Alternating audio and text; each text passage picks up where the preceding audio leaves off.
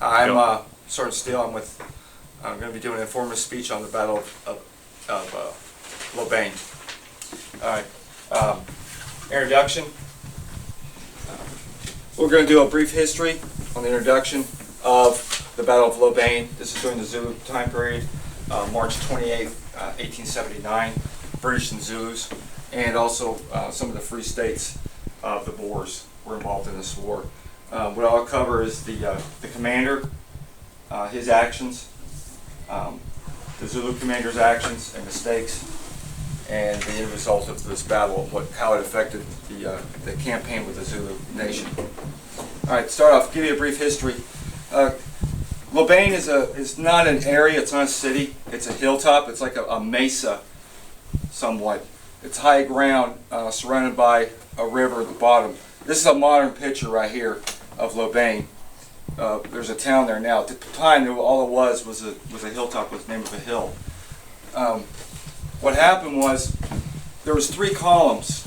The British went in to take out the Zulus for one reason only. They wanted to plant the flag of the British flag on the two Boer republics in the South Africa region after the Boers had left that area.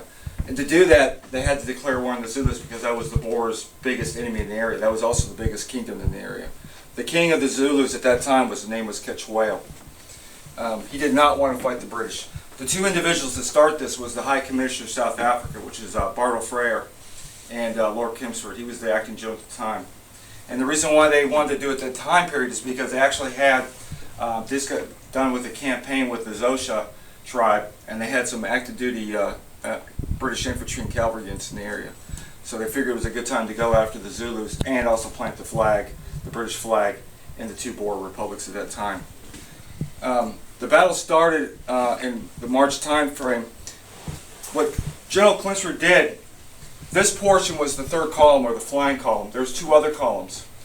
The middle column, which Lord Chelmsford ran, and the bottom portion, which Colonel Pearson ran.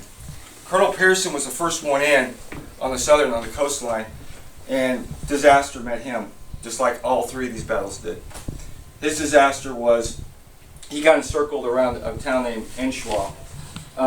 He got closed in, was not decimated. Now the battle, if you've overheard or seen the movie Zulu, that was made back in the 60s, 64, that's the Battle of Hlobane. If you ever heard about it, that was a massacre of a whole British battalion in that area. That was part of the logger. British MP units came in there and just totally decimated them. Destroyed every individual. Only a few people escaped that battle.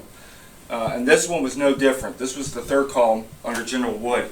Now General Wood, he was an old school colonial general, and he was also accident prone. And one of his second in command at that time was Lieutenant Colonel Beeler. Lieutenant Colonel Beeler was a pretty tough dude. He was doing most of the fighting. What General Wood did, just to give you an idea on how this map is. General Wood, moving into General Wood, his actions. What General Wood did, he had a flying column. Most of his troops were Dutch or Boers at that time, so they weren't regular troops. They were all mounted. That's why they call them a flying column. All right. What they came in, basically, they were mounted infantry. And what his job was, what Lord Chelmsford wanted General Wood to do, was to move in and do raiding to keep the Zulus, their army spread out. And he did that. Well, part of the deal that he did, because if you ever know about Zulu tradition, everything had to do with cattle. Wealth was cattle. All right. Everybody in that area owned cattle. That was wealth. Well, the Boers wanted that cattle too. Why not? It made them rich also by stealing. So a lot of the times this was a raid to steal cattle on top of this mesa here, this plateau. So when they went in, General Wood, he split his two groups under J.C. Russell. He split him up. He was going to take this portion over here. Well, when they looked at the terrain, it looked like it was all one mesa. Okay, and Colonel Beeler was going to come around the back end, the east end, and come in and clear out from east to west. Well, he held the ground over here. Captain Russell was going to hold the ground over here and protect his retreat out. Well, what they didn't understand is they didn't check the terrain out when they came in. Colonel Bueller did move in. He did come across, he came across some Zulus also. There was some Zulus, a whole Zulu impi, which is basically a regiment, sitting on it. Under a guy named Prince Mbindi. Okay, he had his whole army sitting here. The same army that destroyed the army, the British forces at Hlobane, was sitting right on top of this hill, and they did not know it. Well, they came in with a half a unit, half a battalion, moved across, and started moving across, rustling up cattle, doing what they did. But this area had some other high ground in it where the Zulus were hiding. At this point, Captain Russell, he was able to make it all the way up to the top of this plateau. Reason why is because if you look, there's kind of a creek right here at the bottom portion that separates the two. They did not know that, so the captain was not able to get up there and secure that far in for him. And Bueller did not know, because at that time they didn't have radios, back in the 1870s. So the end result of this battle was Bueller was able to move across, forcing his way through. Troops broke up, okay? People scattered. There was a desperate fight right over here. They call it the Devil's Pass.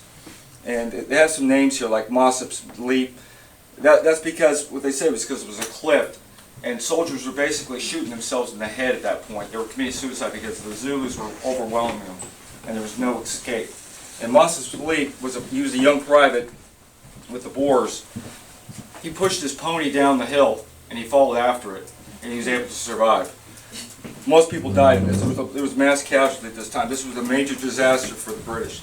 Now, leading into Prince Mbindi's idea, he was not allowed to, he wanted to invade Natal, which was the area where the British came from. He wanted to go in there. But he saw a chance to destroy another British garrison, another British army. So he stayed up here, hid out, waited till the British committed themselves, and that's when he hit them. That's why they had such a desperate battle there. The only thing he wasn't able to do at that point was totally encircle them, because the British, of course, were mounted. Zulu troops traditionally, they ran 50 miles a day. They could run barefooted everywhere they went. All right, these were hardened troops, but they had no transportation other than themselves. A lot of people think the Zulus only had the asagi, or the short spear. That's not true. They did have rifles in this battle, and they used them effectively against them. Other than that, the campaign after that, he did pursue General Wood. General Wood was able to extract whatever he had, the troops under him and Bueller. Bueller did escape, and they went back to another battle. There was another battle called Kambala. And Kambala was a total disaster for the Zulus, because they ran into fortified positions. The British had horses. They got back there in time. They fortified the positions. The Zulus ran into battle after fighting this battle, ran into the next one, and were almost totally destroyed. So Prince Mbindi did not want to do this, but basically that's what happened. The Zulu regiments decided, no, they want the cleansing of the spears, they call it. And the cleansing of the spears is basically when they're gonna fight as MP regiments, they have to be able to either pierce the enemy and draw blood, and then at that point they go into what they call like it's like almost like a religious ceremony where they stay away for like 3 to 4 days out of the fight, where they cleanse themselves, and they want to do this. Okay, the effects after the battle, basically, High Commissioner Bartle Frere, under the old imperial policy, they called it the man-on-the-spot policy during the age of imperialism for the British. And what happens is, during the age of imperialism, is because it's widespread out areas that the British commissioner or generals in charge of that region could dictate if they go to war or not. And they didn't have to go through the parliament at that point. These guys schemed and wanted this war and forced it on the British public at that time. They were not prepared for it. It became a long, drawn-out campaign. They had to bring in more regiments from elsewhere, which they did not have. British were not a big army at that point. They were going through some reforms called the Wolseley reforms at that point. At that point, when they went into campaign this time, it wasn't in three-column split armies. They went in as huge formations, and they went to like a square formation. It's a huge square as they moved through the Zululand, and they had one objective, and that was the capital, Lundi. The end result was, of course, Quechua was captured, and the end result for him was he was actually treated as royalty when he went back to England. The Queen had him at her court and everything because they fought so well, and because obviously we know they didn't start the war.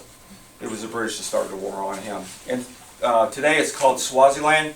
It still exists. The Zulu Nation still exists today. It's one of the few tribes in South Africa that still exists. In conclusion, the campaign for the Zulus was not a very epic point in British history. It was probably one of the low points for them at that point because they forced a war. Most of the wars they fought, they had not forced on any other nation except for this one. Because why? They wanted the Boer republics, both of them, to join the British, and that was the treaty they made. Fun fact: Colonel Bueller actually led the first Boer expedition to fight the Boers with the British soon after this, right around the almost the end of the century, of the 18th century. So not only did he know these guys, but then he had to go back and fight them again, and they fought him twice over a time period until South Africa became their own nation. And that's it. Thank you very much. I've got one question. Tell me something